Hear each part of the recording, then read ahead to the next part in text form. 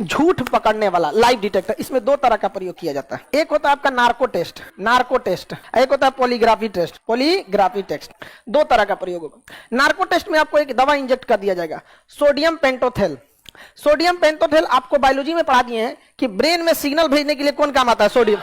इतना ना ज्यादा मात्रा में भेज देगा कि पूरा ब्रेन का सिग्नल खटाखट चल जाएगा। कोई पूछेगा धाय से ये कैसे हुआ, तुरंत बोल देंगे यहाँ पे, क्योंकि ब्रेन में सिग्नल कंट्रोलिंग में रहना चाहिए। आपको झूठ बोलना है, सही बोलना है, तो सोचने समझने के लिए थोड़ा सा कैलकुलेशन चाहिए। अरे दूसरा फंस जाएंगे इसमें। तो नार्को टेस्ट होता है ना, तो पुलिस एकदम डायरेक्ट सवाल नहीं पूछती है, पहले 10 मिनट आपको फुसला देती है। अच्छा कितना भाई बहन है लोग, पढ़ाई कहाँ से किए हैं, ठीक है, मैट्रिक में कितना नंबर था, पढ़ने में कैसे थे, लाल पीला हरा करते थे कि नहीं, धीरे धीरे पूछ के फुसला के तब तक सोडियम पेंटोथेल अपना काम दिखाएगा और आपके ब्रेन में इतना ना सिग्नल की मात्रा बढ़ा देगा कि ब्रेन आपका कंट्रोल नहीं रहेगा। जो ब्रेन में डाउनलोड है सब दे देगा, सारा बक देगा कि हम सीधे बोल देगा मर्डर हम ही किए थे, सारा चीज बता देगा वहां पर। कि नहीं वो आदमी क्या हो जाएगा, पकड़ा जाएगा। लेकिन उसने बोला कि मर्डर हम ही किए थे, तो आर्टिकल 20 कहता है कि खुद के खिलाफ गवाही नहीं दे सकते। तो कोर्ट में कहिएगा कि देखिए इसको सोडियम पेंटोथेल दिए थे, कहा है कि मर्डर हम ही किया था, जज भगा देगा, निकल यहाँ पे, क्लास करबे नहीं करता है, खान सर का चलाता है कौन। नार्को टेस्ट से आप उसको सोडियम पेंटोथेल दीजिए, वो कहेगा मर्डर हम ही किए थे, तुरंत पुलिस वहां नार्को टेस्ट का वो होगा, नार्कोटिक्स इंस्पेक्टर समझ जाएगा, मिल गया। अच्छा मर्डर किए थे कब, बताएगा 10 तारीख को, कहां पे, तो बता देगा यहाँ पे। हथियार कहां फेंके, तो बगीचा में गाड़ दिए, बस फंस गया।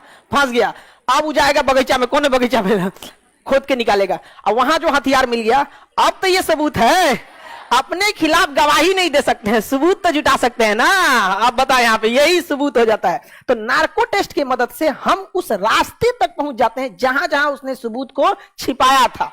समझ में आ गया कि नहीं आएगा? लेकिन इसके लिए कोर्ट की परमिशन लेनी होती है, डायरेक्ट आप नार्को टेस्ट नहीं कर सकते। समझ में आ गया कि नहीं? मुंबई हमला जब हुआ था तो आतंकवादी 10 आए थे सब, और 10 दो के ग्रुप में गए थे सब, तो 5 गो ऑटो लिए थे सब। और वो गधा सब जानते हैं, गधा नहीं कुत्ता, उन्होंने क्या किया था ना, 5 अलग अलग ऑटो लिए थे, जिस टैक्सी में बैठे थे उस टैक्सी में भी बम रख दिए थे, तो 5 जगह ब्लास्ट हो गया। पुलिस डाइवर्ट हो गई कि भाई 5 इधर भी ब्लास्ट हो गया, और कोनो स्टेशन पे मार के, कामा हॉस्पिटल में मार के, कहीं मार के भाग गए। तो पुलिस को ऐसा लग रहा था नहीं कम से कम 100-200 आतंकवादी हैं, पता ही नहीं चल पा रहा था।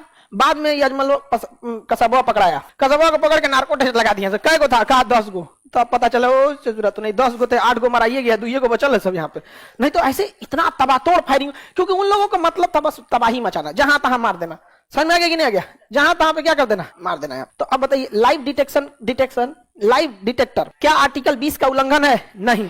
आप लाइव डिटेक्टर में कभी दीजिएगा कि हमने मर्डर किया था, जज मनबे नहीं करेगा, कहेगा कि मर्डर किया था। पुलिस आप पूछिए कि सबूत कहां छुपाया है, आप कुछ एविडेंस दीजिए, एविडेंस, ताकि हम मान ले। समझ में आ गया कि नहीं आ गया? किसी को दिक्कत? लाइव नार्को टेस्ट समझ में आ गया?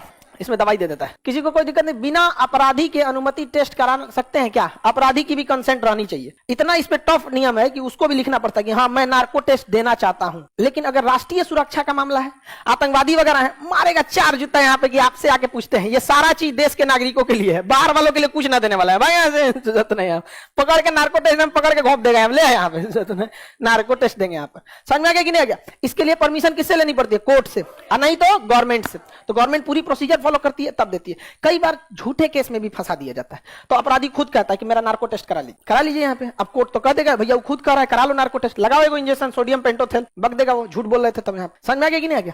तो अगर आप देखिए पुलिस की भी मजबूरी समझिए, आपको यहाँ से आप बैंगलोर का आपको एसपी बना दिया गया, आप किसी व्यक्ति को नहीं जान रहे कि वो अच्छा है या खराब है, आप तो उसे शक की नजर से देखेंगे ना।